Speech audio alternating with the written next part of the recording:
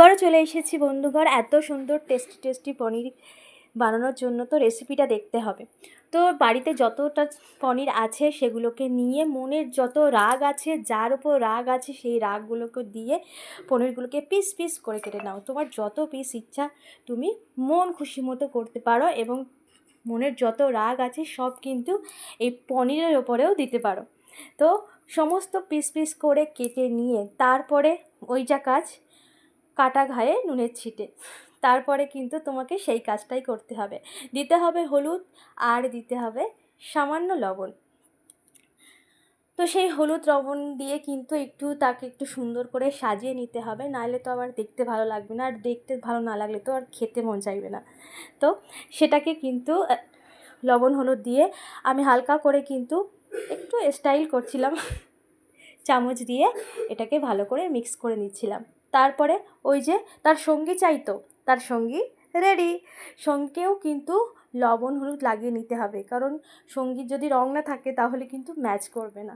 তার জন্য আলুতেও কিন্তু তোমাকে লবণ আর হলুদ দিয়ে দিতে হবে অল্প করে। তো এইবার কিন্তু দুজনেই প্রপার রেডি কড়াইতে যাওয়ার জন্য। এটা আর চামচ দিয়ে হলো না, তাই জন্য হাতটাকে ইউজ করতে হলো।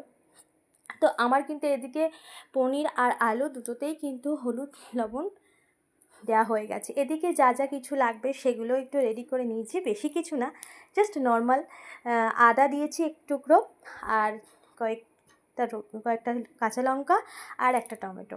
এই উপকরণ বলতে এই, আর ঘরোয়া যা মশলা থাকে সেই দিয়ে একদম সিম্পল, কিন্তু টেস্টটাও খুব সুন্দর হয়েছিল। তাই অবশ্যই তোমরাও বানিয়ে খেও আর কমেন্টে জানিও কেমন হয়েছে। তো চলো আপাতত সেই কাজে লাগা যাক। তো কাজ তো এদিকে চলছেই। আদা পুরোপুরি কিন্তু আদার গায়ের থেকে জামা কাপড় খুলে নিয়েছি। এইবার লঙ্কা আর টমেটোগুলোকে একটু পেস্ট করব, তার জন্য কিন্তু আদাগুলোকে একটু ছোট ছোট টুকরো কাটাকুটি কিন্তু প্রায় হয়েই গেছে। আর সমস্ত কিছু কিন্তু রেডি করে নিয়েছি, টমেটোটাও কুচিয়ে নিয়েছি আর আদাটাও টুকরো করে নিয়েছি। এবার ওটাকে পেস্ট করতে হবে, কারণ পেস্ট ছাড়া তো কোনো কিছুই কমপ্লিট হবে না। তার জন্য ব্যবস্থা করে নিলাম, মিক্সচার বাটিতে তুলে নিয়েছি। আর লঙ্কা আর আদা কিন্তু আমি একসাথেই বেটে দিয়েছি। তারপরে কিন্তু এইবার টমেটোটাও পেস্ট করব। তো টমেটোটা কিন্তু আমি লঙ্কার সাথে দিইনি, আমি কিন্তু আলাদাভাবেই পেস্ট করেছি। তো এটাকেও রেডি করে নিলাম। এরপর ওদিকে কড়াই বসিয়ে দিয়েছি।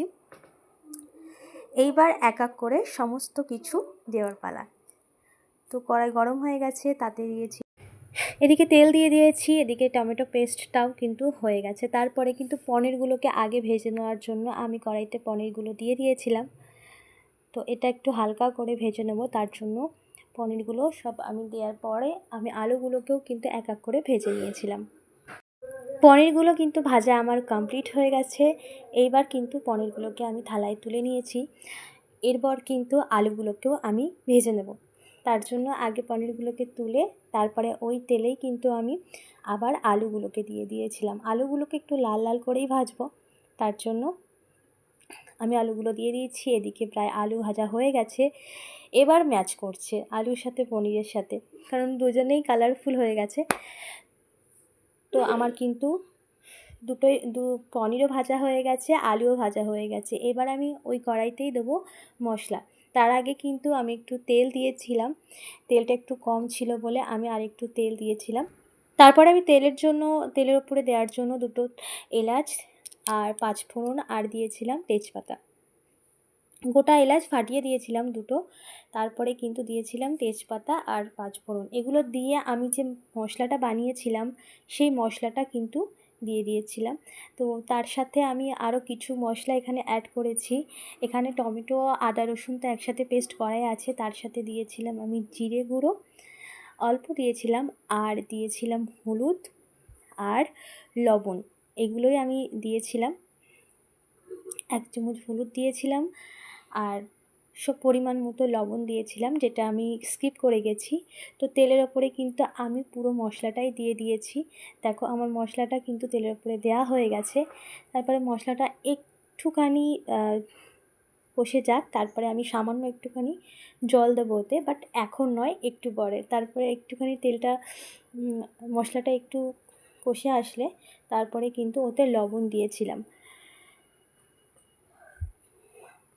তো মশলাটা প্রায় আমার কিন্তু অনেকটাই কষে এসেছে। তো তারপরে যে মিক্সিং বাটিতে টমেটো ধোয়া টমেটোটা পেস্ট করেছিলাম ওটা দিয়ে ওতে জলটা কিন্তু আমি এতে দিয়ে দিয়েছি।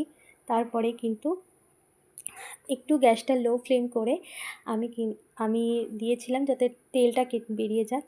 সো তারপরে এদিকে বৃষ্টি মামা এসে গেছে। বৃষ্টিতে জামাকাপড় তুলতে গিয়ে কিন্তু আমার পুরো মশলাটা একটু শুকিয়েই গেছে আজকে।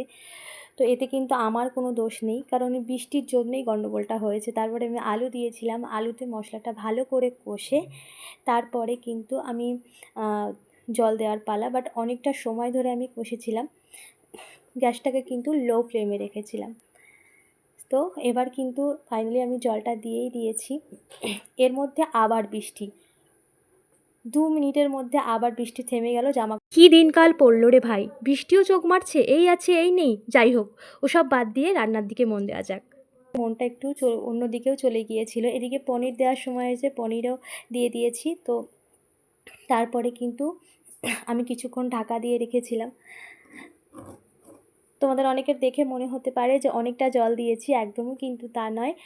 ফুটলে কিন্তু বুঝতে পারবে। দেখো অনেকটা ফুটে এসেছে, ঝোলটাও অনেকটা কমে এসেছে। খুব ঝোল না, একটু গ্রেভি টাইপের। তো ফাইনালি কিন্তু আমার রান্নাটা অলমোস্ট কমপ্লিট। তো কেমন হয়েছে অবশ্যই কমেন্টে জানিও। এবার চলো সার্ভ করার পালা।